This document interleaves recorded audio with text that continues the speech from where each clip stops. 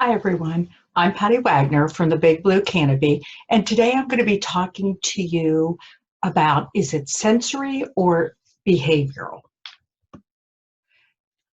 Now, how can you tell if your child is demonstrating behavior that is sensory related or behavioral? So I think first we got to understand what are the functions of behaviors. So is the child demonstrating this behavior because it's a sensory need, meaning that they want a particular sensory input, or are they doing this to escape or avoid a task, person, or environment? So let's say the child is doing a homework assignment and the homework assignment is very, very difficult for them. And so they want to avoid that particular assignment. So they refuse to do it or they get upset about it, that kind of thing. Attention, that provides access to people and interaction. So let's say you're on the phone and your child keeps trying to interrupt you while you're on the phone. That would definitely be a behavior as a result of the child trying to seek out attention. Or does the child want something tangible, which provides that child with a preferred item or activity? So we have a lot of parents that come to us from the Big Blue Canopy and they'll say to me, is this sensory, is this behavioral, or is it a combination of both? But I think we got to understand, let's first define what is a behavioral response. A behavioral response is dependent on the antecedents. It's very predictable and it will respond to a positive behavioral program. And the function of that child doing that behavior is to get attention or communication or to avoid something. So you can see here in the corner, a child goes to a toy store and the child wants a particular toy. And the mother says, no, you can't have that. And the child throws themselves on the ground. Well, this is definitely a behavioral meltdown. So now let's look at what is a sensory processing disorder. So sensory processing disorder, or sometimes you'll see it abbreviated as SPD, is a condition in which the brain has trouble receiving and responding appropriately to senses that come in. That child can be over-responsive to sensory input, under-responsive, be sensory seeking or craving of that input, or have motor challenges. And also I want to say that an individual can have one system where they're over-responsive and another system that could be totally different. For example, it could be under-responsive or seeking or whatever. So let's understand what a sensory response is. Well, a sensory response occurs regardless of the circumstances, and it happens for no particular reason. And it doesn't respond to positive behavioral programs. And the function of why the child does that is to escape or to avoid.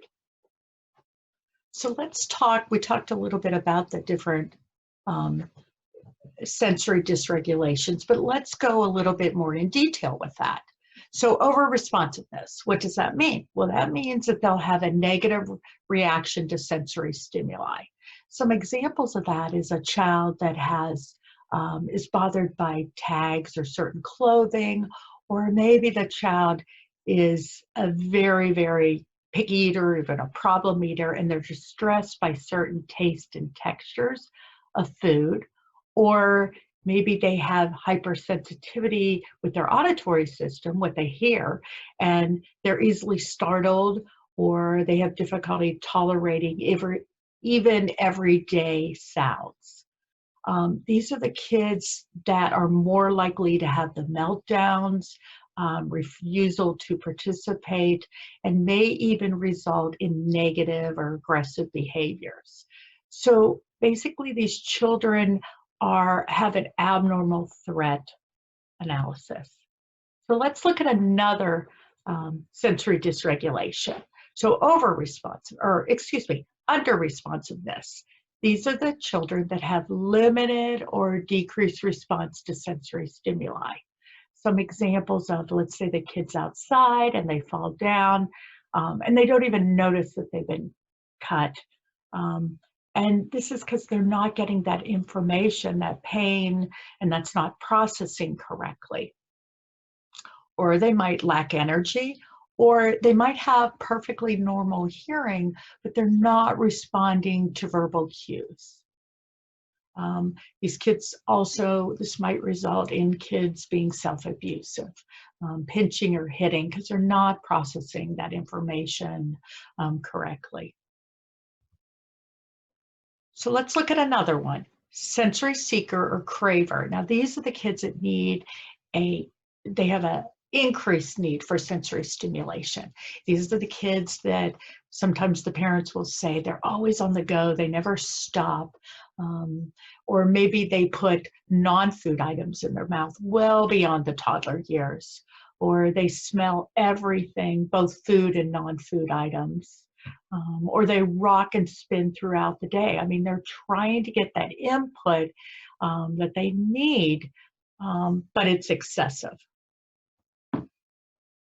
So if these kids are truly having a sensory response and they're having an autonomic nervous system response, and the kids that are especially over responsiveness, you'll see some of these autonomic nervous system signs. So what are these? You can see things like red ears because they have increased blood flow to that area. You could see facial changes. You can see changes in muscle tone. Maybe they become like a Raggedy Ann doll, real limp, or they get real rigid and stiff. They could have GI issues, breathing changes, dizziness, lightheaded, and trembling and shaking, things like that. So this is truly, if they're having this and they're having a meltdown, this is truly Olympic activation. So if they're having a true sensory meltdown, this is not a tantrum. It's not a behavioral communication. It's often sensory related, and they're doing what is called a fight or flight response.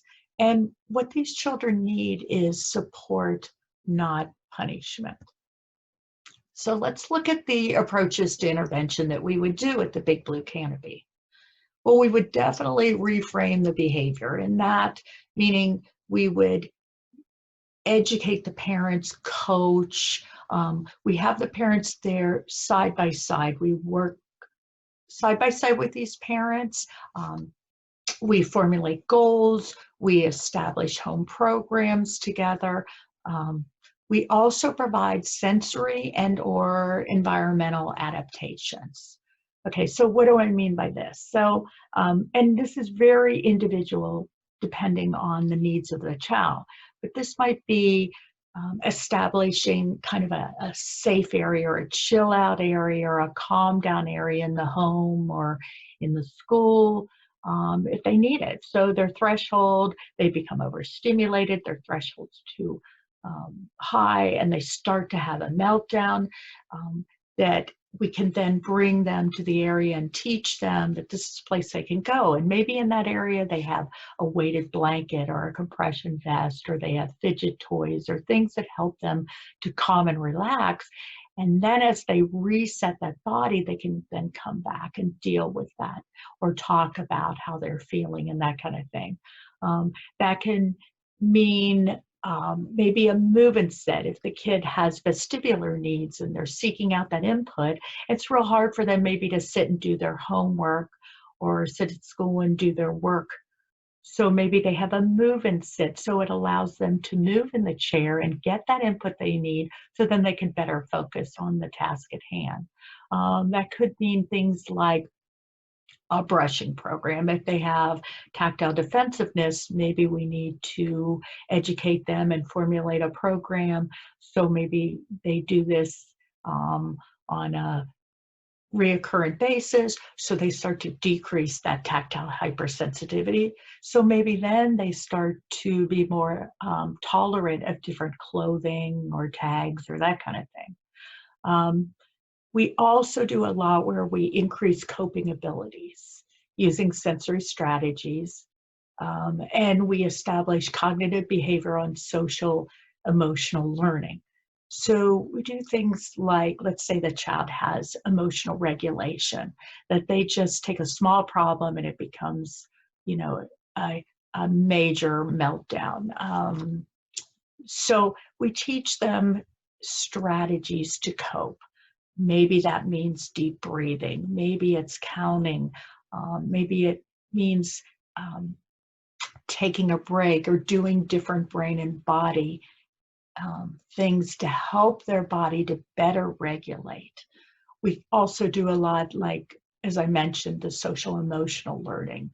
So teaching executive functioning skills, teaching kids strategies and coping strategies in day-to-day life to help them. Things we use are kind of the zones of regulation or superflex or social skill training. So there's a lot that we do here at the Big Blue Canopy to help your child if they have trouble in processing that sensory information. So I hope you found this helpful. If you have any questions or any comments, please feel free to call the Big Blue Canopy or email me at the email address below. Thank you very much.